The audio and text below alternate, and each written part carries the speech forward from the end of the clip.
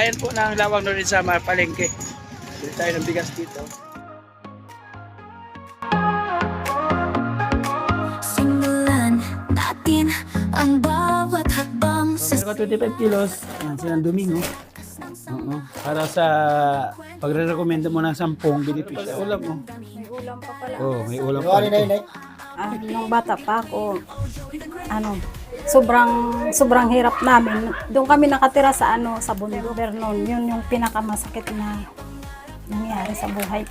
Nung mawala ng tatay.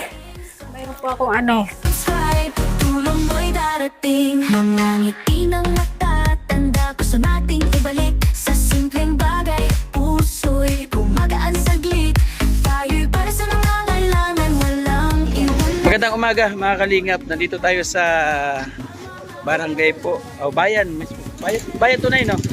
O bayan po ng Lawang North Samar, Palengke. Bili tayo ng bigas dito. Mga kalingap kasi meron tayo. Ayaw naman. Kasi maingay. Maingay, puti nga. Karma is real. Ito, yan. Bili tayo. Ang kalingap, meron tayong pupuntahan po na volunteer po natin. Bibigyan natin ng bigas. Alam niyo po kung sino, mga kalingap, at bibili tayo dito ng bigas na bibigay po natin sa kanila. Nanay, bakit po nagmahal ang bigas, Nay? Ha? Kulang sa stock. Wala na nagtatanim. No? Wala na nagtatanim, Nay. Umasa sa 4-piece kasi, Nay. Ayaw, di ba? Kaya umasa sa wala na tayo stock ng bigas. Hindi ka umasa sa 4-piece. Bakit ang mahal ang bigas? Sige daw. Importante po ng bigas, katulad ng bibigyan natin. Malaking pasalamat po na mayroon po ma-receive na bigas. Ano pa yan?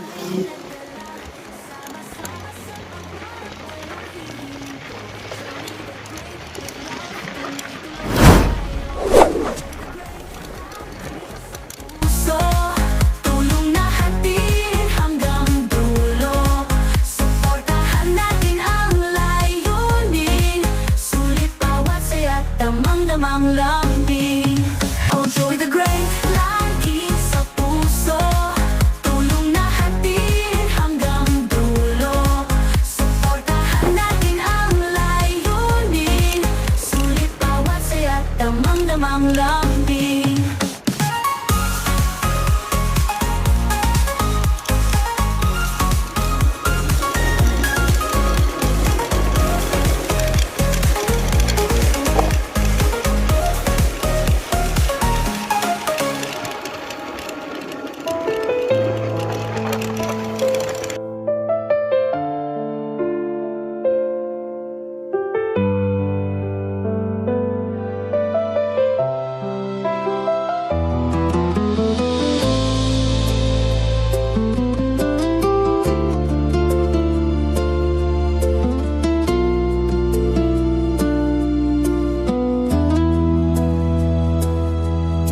Lahat tayong nilalang, may sariling kakayahan, may kanyang kahinaan, iba may pamamaraang alam. Hindi lahat kaya ng isa ay kaya gawin din ng isa. Hindi lahat masagana ngayon ay masagana habang panahon. Hindi sa lahat ng oras tayo'y nanatili sa itaas. Bilog ang ating mundo, minsan napapailalim din tayo. Di dapat tayo magmalaki, anuman narating natin ngayon. Baka sa ibang pagkakataon, tayo naman hihingi ng tulong. Doon pa bahay nila sa kanan. May mga tao sa mundo, may ugaling pagkaingrato. Dito yung pulubi na inago yung TV. Umangat sa buhay, di ka na Inago yung TV. Salba yung pulubi na. Ibang anak na ilan, iginapang sa hirap ng magulang. Na Darating karerang pinangarap kahit sa telepono di na Yun na. makausap. Wala naman. Dito kaya sila, te. Opay. Opay, patron.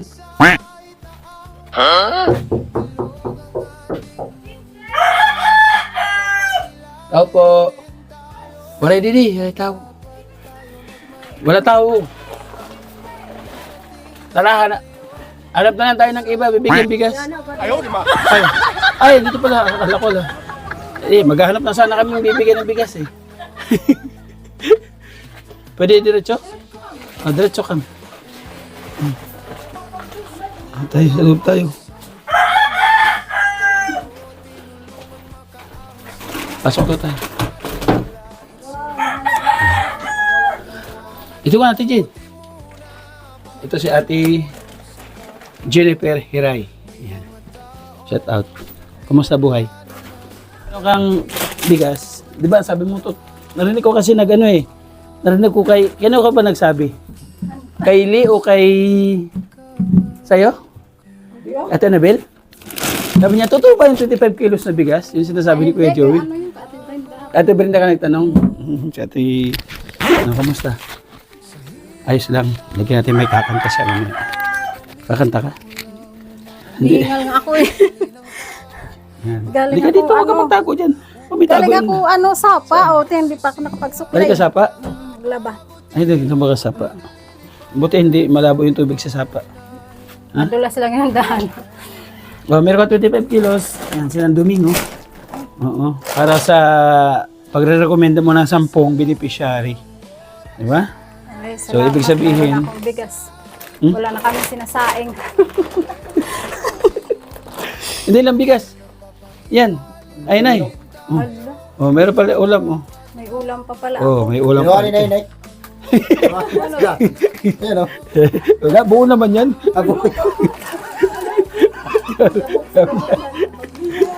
Oh, meron ka. Maraming salamat po. May bigas na ako, may ulam pa. Nagsasaing pa lang nga ako kasi kadarating ko lang. Nasaan yung mga bata? Nasa school. So, ikaw lang dito. Si Mister? Umalis ata. Wala. Si Mister, baka naapakan mo dyan. Wala dyan? Wala? Umalis ata kuya.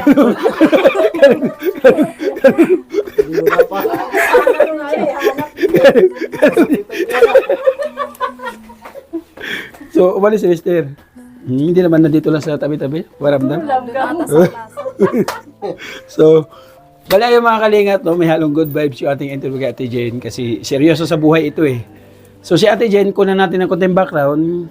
Ate Jane, bigyan mo kami ng konting background mula nung panahon mga kabataan ka pa, yung buhay ninyo noon, hanggang sa buhay mo ngayon na pamilya ka na para marami maka-idea sa'yo. Nung bata pa ako, sobrang hirap namin. Doon kami nakatira sa sa bundok. Yung tatay ko nagkukupra. Tapos nung nag-aral na ako, saka na kami dito tumira. Tapos hindi naman ako nakatapos ang pag-aaral kasi sobrang hirap. Nag-aral ako ng high school doon sa sa technical hanggang second year lang kasi wala pa nung yung sa kalsada, puro kami bangka. Tapos wala akong mabaon. Yung binabayaran namin sa bangka, weekly yun eh. Wala naman yung tatay ko sapat na trabaho, pagkukupra lang talaga. Minsan naglalaba ako para lang may pambaon sa school. Minsan naman nagsusud-sud ba, naghuli ng alimango para lang makapasok sa school. Yun lang. Tapos nung 2007 nawala yung tatay ko. September noon, yun yung pinakamasakit na nangyari sa buhay. Nung mawala ng tatay. Tapos nagtrabaho ako sa Maynila, naging katulong hanggang sa bumalik ako dito, nagkapamilya na, nagkaroon ng 2 anak. Kahit paano, naman, nakasurvive sa araw-araw. Yun lang po. So, ibig sabihin, yung asawa mo sa Manila mo nakilala? Taga dito. Taga siya, dito kuya. din siya. Nung sabi mo naglalabada ka, ilang taon ka nung naglalaba kayo?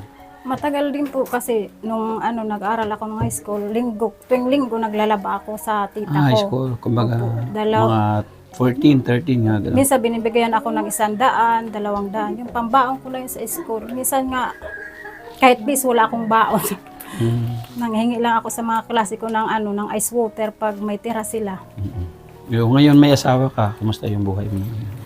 Okay naman po. Dati po, yung bahay namin, sobrang liit din po. Doon sa bukid din kami nakatira. Doon sa may welcome.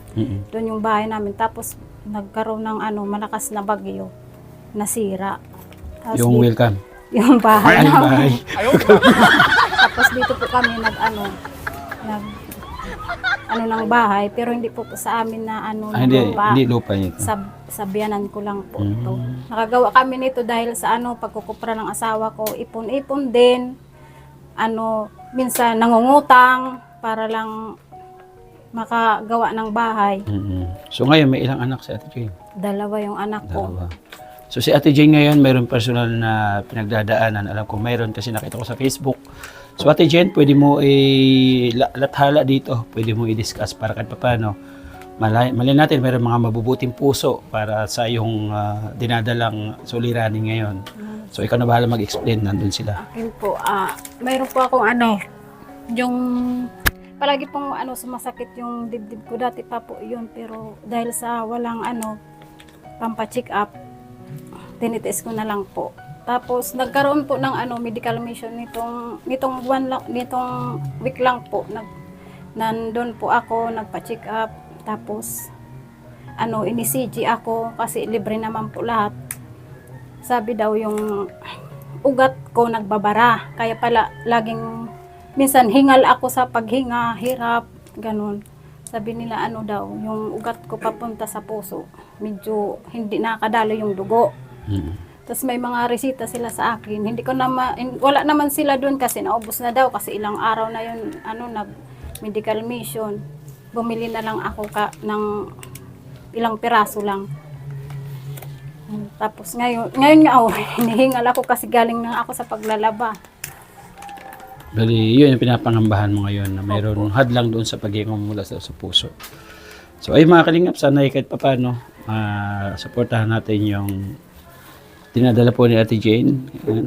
Napakahirap po sa panahon ngayon na magkaroon ng karamdaman yung ating sarili, ating katawan. Kasi once na po bumigay yung ating katawan, apektado po lahat yan.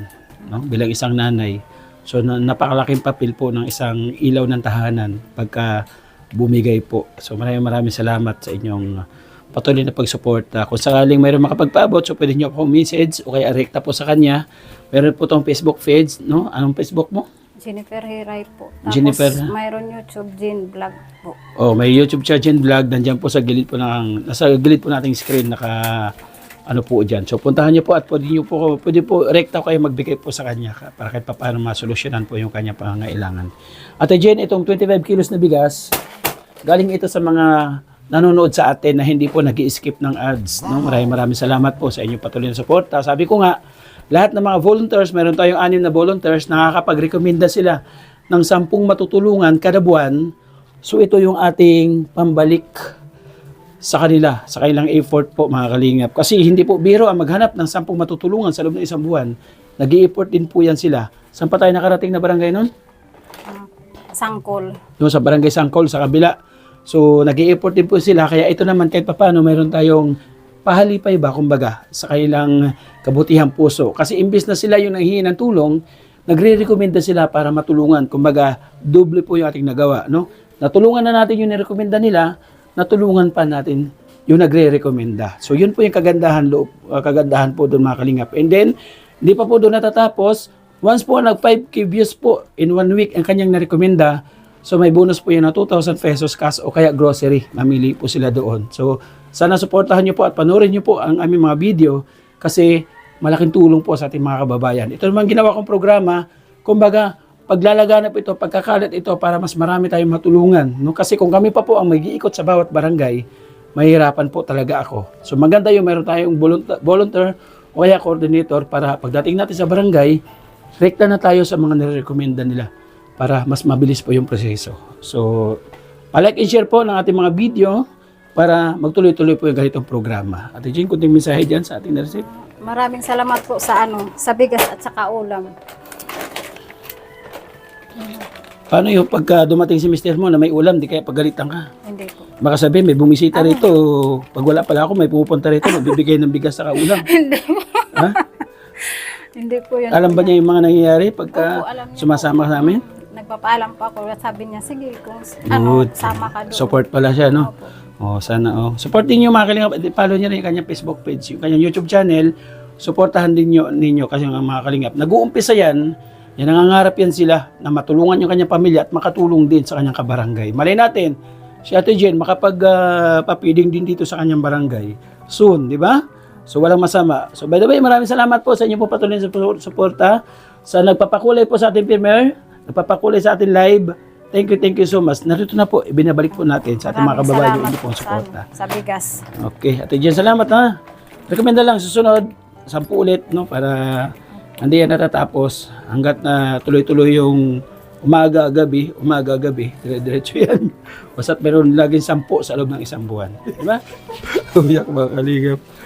So, walang ano si teacher. Wala yung mga bata po, mga kalingap. So, ito, nabigyan natin ng bigas po. Shout out. Ayan. Saging naman. Inog na to? Harani na siya. Harani, hindi pa mga inog. Harani pala. So, thank you kay Kuya Bal at nakalingap para patuloy po natin supportahan mga kalingap. Siyempre, ang nili ko, Joey the Great Ambassador Samar. Nandiyan din si Idna Condor, Ambassador din po dito po sa 2nd District. Support din po ninyo. Yung ating volunteers, nandiyan po sa gali ng ating screen. Sila po yan mga kalingap. Maraming salamat po sa supportahan po ninyo kailang mga channel para makatulong din po sa ating mga kababayan. Yung ating Kapartins Family Sponsors, nandiyan din po sa gilid po. Nagraran din po sila. Thank you so much po. Ang lahat po ng nangihan ay gumabay po sa ating paglingap dito sa Samar. Maraming salamat. Siyempre, lahat po nagpe-pledge sa landing pad. Thank you. Kalingap sponsor, kalingap supporters. Maraming salamat po sa inyo pong patuloy po na pagsuporta sa aming advokasya. So, punta naman po tayo sa ibang volunteers mga kalingap at papaabutan po natin ng kanilang bigas. Salamat po. God bless.